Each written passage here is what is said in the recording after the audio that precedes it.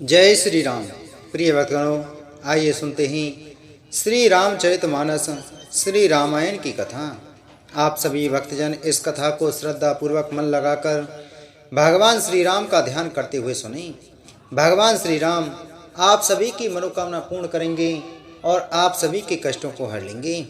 आइए शुरू करते हैं श्री रामचरितमानस श्री रामायण की कथा। बोलो श्री रामचंद्र भगवान की जय। श्री राम जय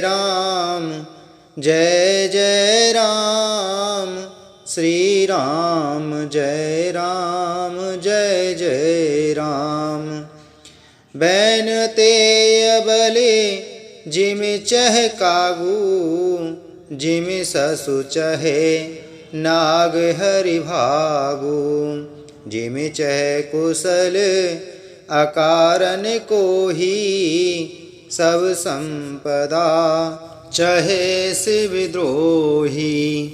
जैसे गरुड़ का भाग कौआ चाहे, सिंह का भाग खरगोश चाहे, बिना कारण ही क्रोध करने वाला अपनी कुशल चाहे, शिव जी से विरोध करने वाला सब प्रकार की संपत्ति चाहे। लोभी लोलुप करति कीरति चयहि, अकलंकता की कामी लहई।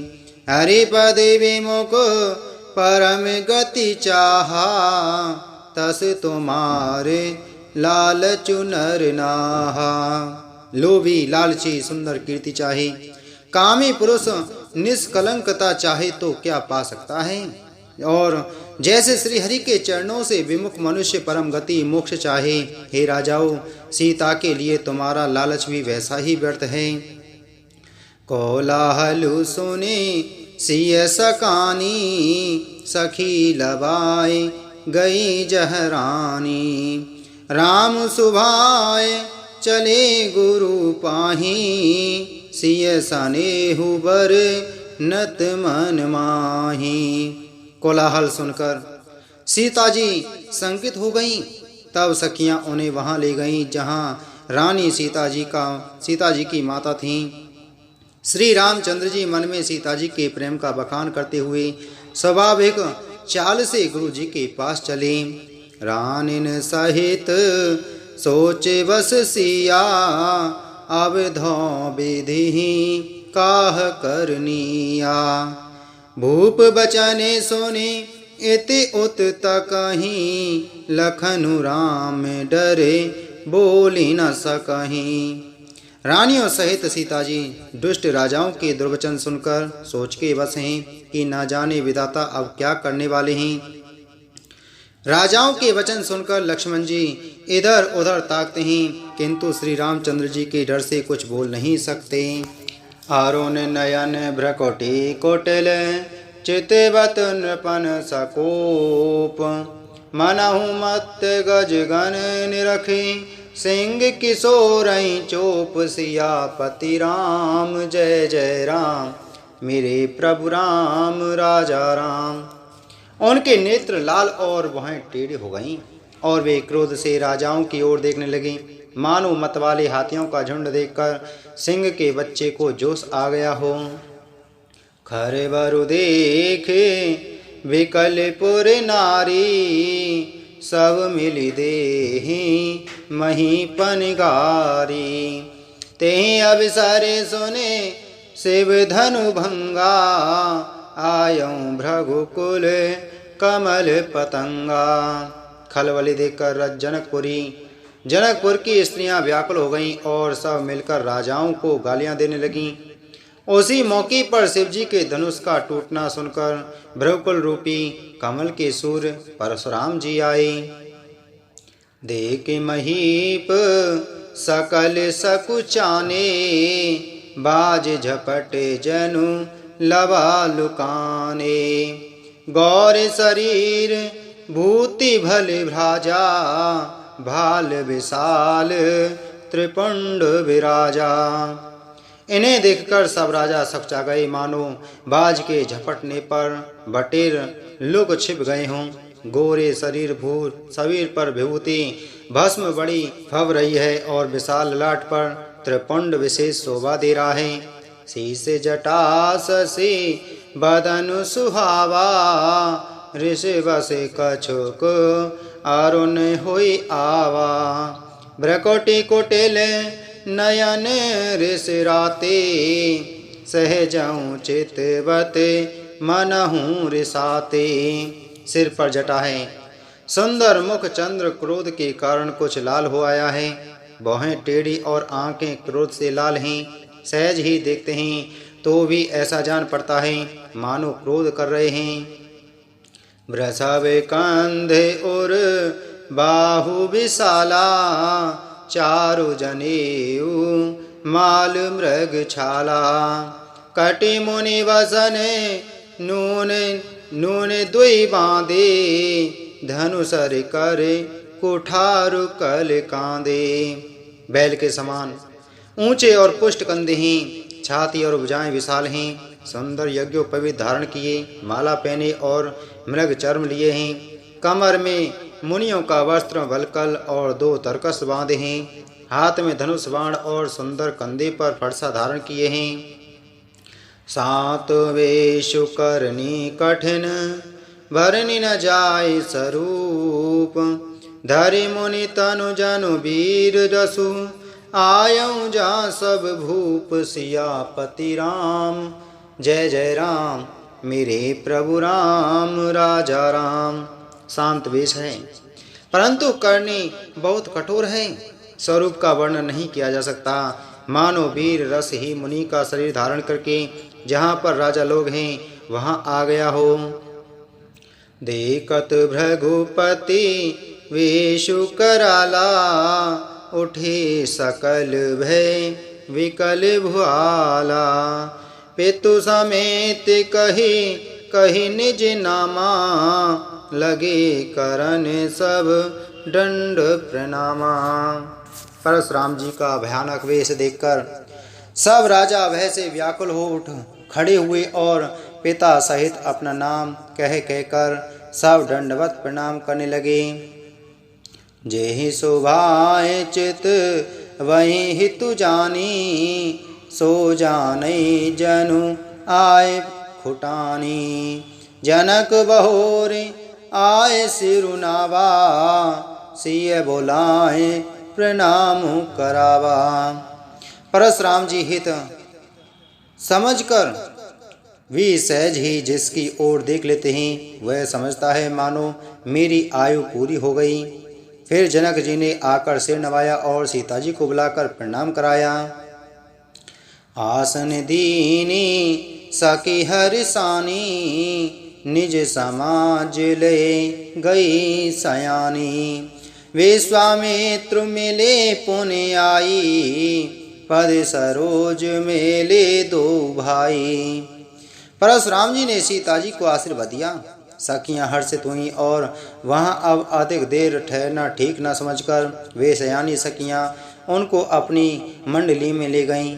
फिर विश्वामित्र जी आकर मिले और उन्होंने दोनों भाइयों को उनकी चरण कमलों पर गिराया।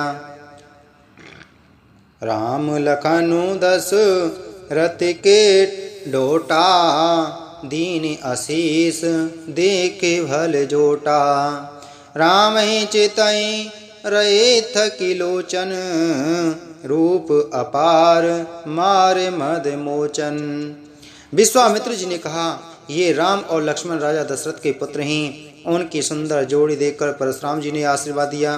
कामदेव के भी मद को छुड़ाने वाली श्री रामचंद्र जी के अपार रूप को देखकर उनके नेत्र थकित स्तभित हो गए। बहुरी विलोक विदेह सन, कहूँ काह अति भीर।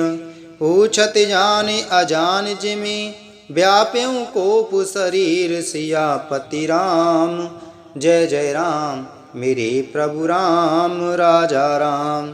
फिर सब देखकर जानते हुए भी अनजान की तरह जनक जी से पूछते हैं कि कहो यह बड़ी भारी भीड़ कैसी है।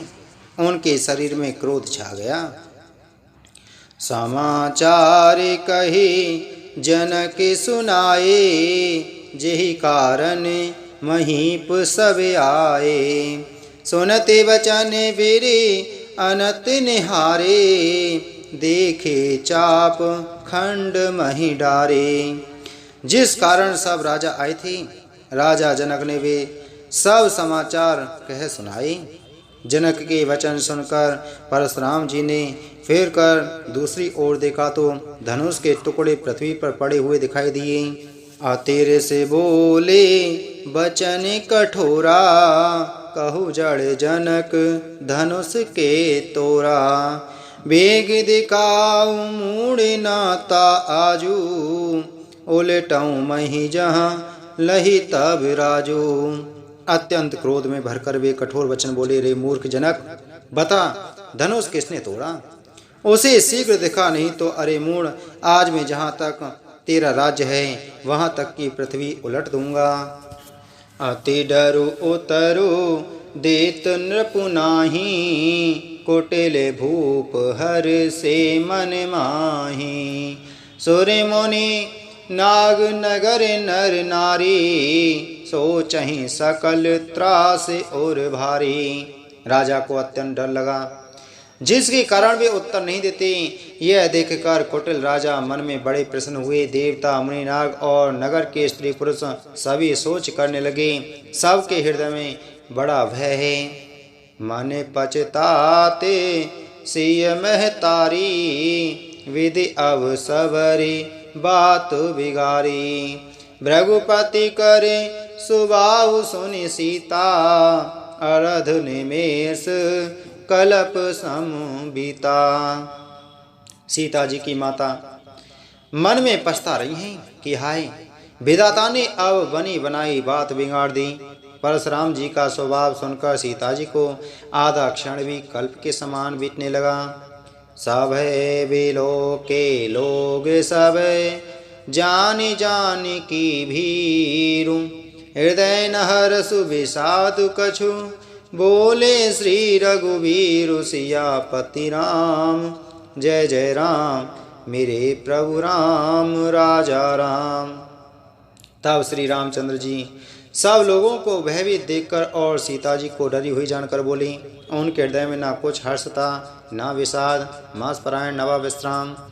श्री राम जय राम, जय जय राम। श्री राम जय राम, जय जय राम। नाथ संबुधनु भंज निहारा, होई केहू एक दास तुम्हारा। आयसु का कहिया किन मोही, सुनि रिसाई बोले मुनि कोही। सेवक सो जो करे सेवकाई, अरि करनी करी करी अलराई। सुनहु राम जेहि शिव धनु तोरा, सहस बाहु सम सोरी पुमोरा। हे नाथ, शिव जी के धनुष को तोड़ने वाला आपका कोई एक दास ही होगा, क्या आज्ञा है, मुँह से क्यों नहीं कहते? यह सुनकर क्रोधी मुनि रिसा कर बोले, सेवक वह है जो सेवा का काम करे, शत्रु का काम करके तो लड़ाई ही करनी चाहिए। हे राम सुनो, जिसने शिव जी के धनुष को तोड़ा है वह सहस्त्रबाहु के समान मेरा शत्रु है। सो बिलगाऊ बिहाय समाजा, नाता मारे जे ही सब राजा। सोनी मुनि वचने लखन मुस्काने, बोले पर सुधरहि अपमाने। बहु धनु ही तो री लरिकाई, कबहु न असिरिस कीनी गोसाई। ए धनु पर ममता के हेतु, सुनि रिसाई कहे भृगुकुल केतु। वह सब समाज को छोड़कर अलग हो जाए, नहीं तो सभी राजा मारे जाएंगे। मुनि के वचन सुनकर लक्ष्मण जी मुस्कुराए और परशुराम जी का अपमान करते हुए बोले, हे गोसाई, लड़कपन में हमने बहुत सी धनुइयाँ तोड़ डाली, किंतु आपने ऐसा क्रोध कभी नहीं किया। इसी धनुष पर इतनी ममता किस कारण से है? यह सुनकर भृगुवंश की ध्वजा स्वरूप परशुराम जी कुपित होकर कहने लगे, रे नृप बालक काले बसे, बोलत तुहि न संवार। धनु ही समुद्र पुरारी धनु, विदित सकल संसार सियापति राम। जय जय राम मेरे प्रभु राम राजा राम। अरे राजपुत्र, काल के वश होने से तुझे बोलने में कुछ भी होश नहीं है। सारे संसार में विख्यात शिव जी का यह धनुष क्या धनु ही के समान है। श्री राम जय राम, जय जय राम। श्री राम जय राम, जय जय राम।